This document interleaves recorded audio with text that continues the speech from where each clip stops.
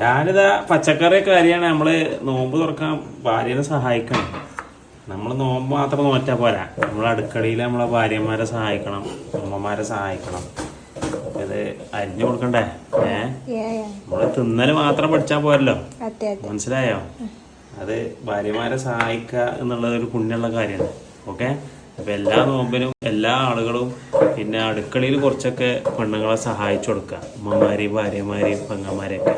അത് നോമ്പിന്റെ ഒരു ഭാഗമാണ്. ഓക്കെ, എന്താ ഇപ്പൊ ചെയ്യണത്?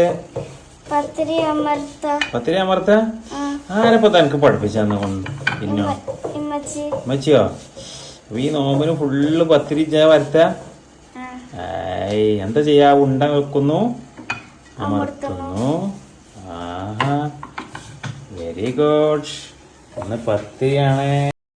എല്ലാ ആളുകളും പിന്നെ അടുക്കളയിൽ കുറച്ചൊക്കെ പെണ്ണുങ്ങളെ സഹായിച്ചു കൊടുക്കുക, അമ്മമാരെയും ഭാര്യമാരെയും പെങ്ങന്മാരെയൊക്കെ. അത് നോമ്പിന്റെ ഒരു ഭാഗമാണ്.